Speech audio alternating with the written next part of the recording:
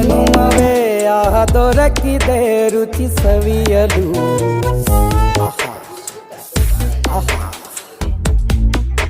ಈ ಜಗವಿದೆ ನವರಸಗಳ ಉಣಬಡಿಸಲು.